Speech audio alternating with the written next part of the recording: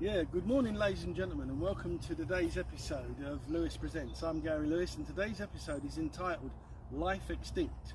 We're here in the City of London Cemetery in Manor Park off Aldersbrook Road. This is the oldest cemetery in the East End of London. It's the biggest. It spans 200 acres. They have two victims of Jack the Ripper here, Polly Nichols and Catherine Eddowes, but now they've got plaques here to possibly 3 more victims of Jack the Ripper, and the first one here, which I think is a strong contender, is Martha Tabram. She was born on the 10th of May 1849 and she died on the 7th of August 1888. She was a prostitute. She was 39 years old. She was married to William Tabram and they had 2 children. And the story begins on the evening of the 6th of August at 11:45 p.m. at night. She'd been drinking in the Angel and Crown pub just off of Whitechapel High Street. Then she went out looking for clients. The next time anybody saw her again was at 2 a.m. in the morning at George White's building off Whitechapel High Street. A woman cried murder, and the person saw her body in the corner, but they thought it was a vagrant sleeping, so nobody paid any attention. It wasn't until 5 a.m. in the morning that a man was coming down, going to work, and he found the lifeless body of Martha Tabram. She'd been stabbed multiple times in the heart, liver, neck, lungs. It was classic Jack the Ripper. A woman literally had been mutilated, and they took her to the mortuary, and then she was buried here in August of 1888. So we hear about the canonical 5 victims of Jack the Ripper. I believe this was the first one.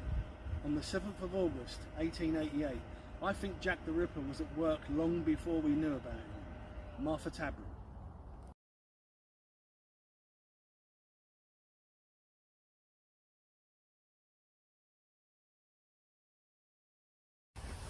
Yeah, so hi, we're at the 2 possible victims here of Jack the Ripper. We've got Emma Smith and Annie Millwood. Emma Smith, on the 3rd of April 1888, was seen on the corner of Osborne Street talking to a possible client. She was a prostitute. And then they said that she got back to her lodgings, that she'd been stabbed.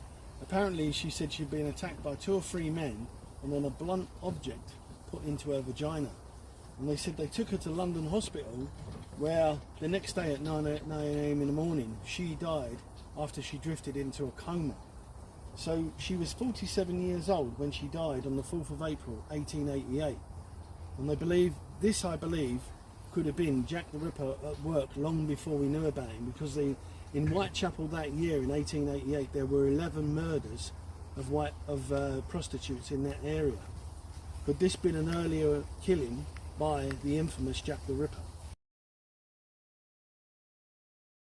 So we're at the grave here of another possible Jack the Ripper victim here, Annie Millwood, and they said she was attacked on the 25th of February in the Whitechapel area. She got back to her lodgings. She was taken to the Whitechapel infirmary, where she had stab wounds to her lower abdomen and her legs. This is quite possibly done by Jack the Ripper. They said she was seen talking to a possible client. She did recover from her injuries, and they said on the 31st of March, a month later, that the orderly was talking to her and went away for 3 minutes. When he came back, she said she was dead. So was this more evidence of the early killings of Jack the Ripper? Annie Millwood here, she was 38 years old when she passed away.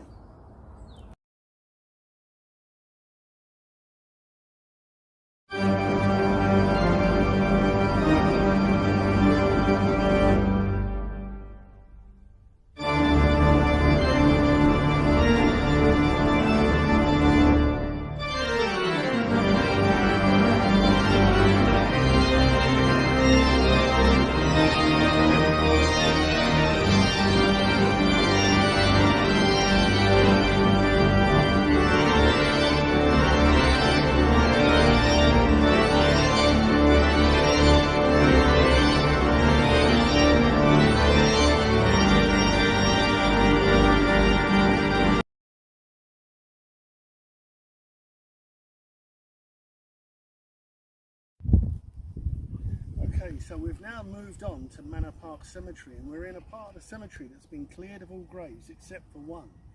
This is the grave here to Sarah Deerham.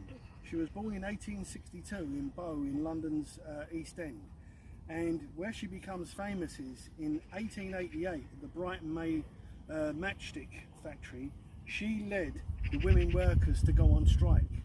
At this time, teenage girls were doing 14 hours days. They were being fined if they didn't meet production schedules, and so she led the workers out on a strike. And this woman then campaigned for women's rights and the formation of unions. So she formed the Matchstick Workers Women's Union that went national and international. Now sadly, she died on the 27th of November 1945. She was buried here on the 3rd of December 1945, here in an unmarked spot. Now the cemetery say they want to bury over this woman, and her great-granddaughter is now campaigning for a gravestone for Sarah Deerham. We can't allow this to happen. That people like this are not to be forgotten. So I'll end it there. Thanks.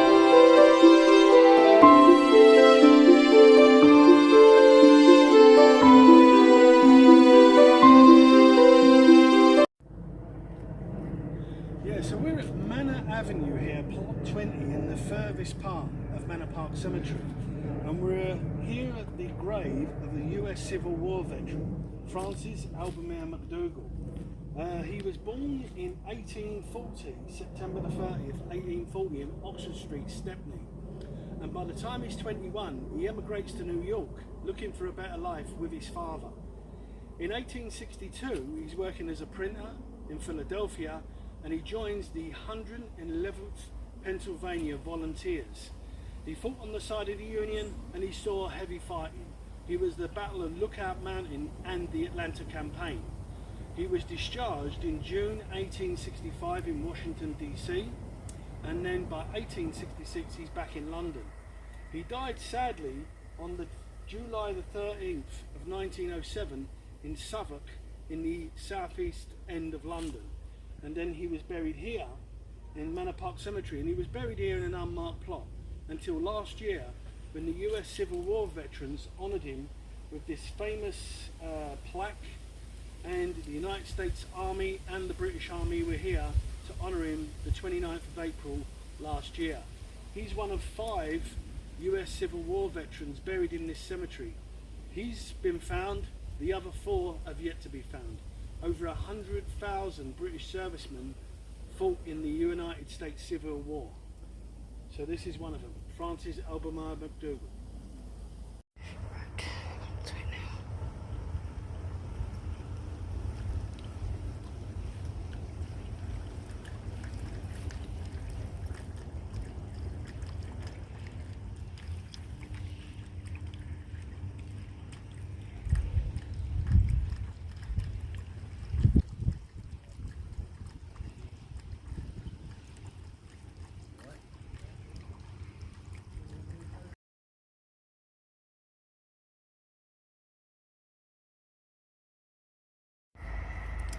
Yeah, so I'm at the grave here of William Chandler. This is the family vault, and he was 1880 in Hoxton, and he was like a mega bookmaker back in his day.